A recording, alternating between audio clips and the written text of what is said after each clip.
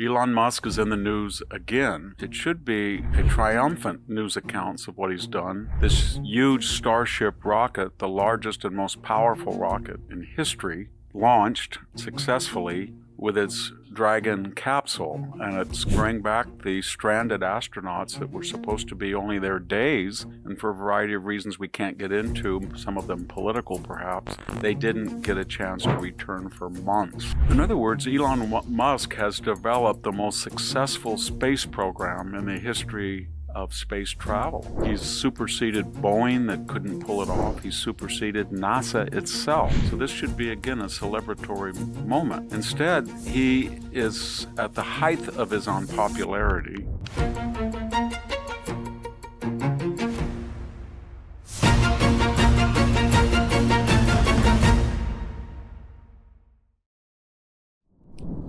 Hello, this is Victor Davis Hanson for the Daily Signal. Elon Musk is in the news again. It should be a triumphant news accounts of what he's done. This huge Starship rocket, the largest and most powerful rocket in history, launched successfully with its Dragon capsule, and it's docked at the space station successfully to drop off an international crew of 4 and to bring back the stranded astronauts that were supposed to be only there days, and for a variety of reasons we can't get into, some of them political perhaps, they didn't get a chance to return for months. In other words, Elon Musk has developed the most successful space program in the history of space travel. He's superseded Boeing that couldn't pull it off. He's superseded NASA itself. So this should be, again, a celebratory moment. Instead, he is at the height of his unpopularity.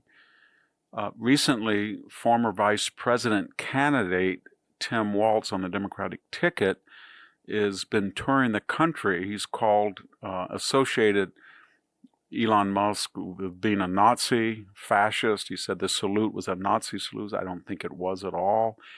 But more importantly, he recently said that Elon Musk was a foreign-born South African Nepo baby. Nepotism baby. The vast treasure that Elon Musk has created did not come from his father. It came from his brilliance in SpaceX, taking over Twitter and reopening social media, Tesla, the first and most important and most successful of the electric vehicle industry, and of course Starlink that gave internet, and I'm speaking on Starlink as right now, gave internet to people who live in rural areas such as my own. He didn't inherit anything. He inherited a slight fortune perhaps, but he did it all on his own. And Mr. Walz, are you comparing your behavior, your record in the late campaign with Elon Musk? Almost everything you said was contradicted. It was untrue. Your whole life story was fabricated. Your rule in Minnesota was disastrous. And now you're descending into xenophobia and suggesting that a U.S. citizen is South African with dual loyalties just because you disagree with what he's doing. So what is causing this unpopularity? And we know what it is. Elon Musk is applying his talents. He's not being diplomatic about it, to reducing this vast federal spending that is threatening to bankrupt the country. We're $36 trillion in debt. We're borrowing $1.7 trillion per year.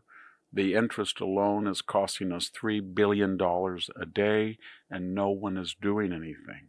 So he is going through the entire federal budget in hopes that he can find $1 trillion, and with increased revenues, given an economic incentive, just maybe in a year or two, for the first time since the millennium, we'll be able to balance the budget. At the same time, Walz was sounding off about Musk. Former astronaut and now U.S. Senator from Arizona, Senator Kelly, was cutting a video in which he drives up in his Tesla, says he wants no more of it. Because Elon Musk is a ASS hole. And more importantly, he says that Elon Musk is cutting Social Security and Medicare. He's not. health benefits and so Medicare. He's not. There's no evidence he's doing that unless somebody brings it to his attention that there is massive fraud. Even Barack Obama said there was fraud in Medicare and Social Security. But then he made this performance art video, and then he shows his new car, which is a Chevy Suburban. I think they get about 15 or 16 miles to the gallon. What did that Tesla that he is driving, and he used to virtue signal was a car of the future given its small carbon footprint, what happened to it? Did it change? Did it all of a sudden not work? No, he's blaming the car. But he's already paid the money. The money is already in the coffers of Tesla. So and why use the profanity, which seems to be characteristic of the Democratic Party? And finally, it's getting to a very dangerous crescendo of hate. Go on the internet. There is now an industry of people posting photos of their Cybertruck, their Y model, their X model being keyed and vandalized by young people in an organized fashion. There are Tesla Chargers that are being destroyed. There's Tesla dealers that are being attacked, all against Elon Musk. Go back 2 or 3 years ago, and he was an iconic Renaissance figure, we were told, by the very people who are now calling him disloyal or not purely or not completely an American. This is one of the strangest phenomena of our time, and it should cease. And the reason it should cease is if this rhetoric continues and this organized, it really is a domestic terrorist campaign against Tesla increases, somebody's going to do something stupid because they are lowering the bar of what's permissible. And we know what that stupid is. It's a direct attack on Elon Musk himself. This is Victor Davis Hanson for the Daily Signal.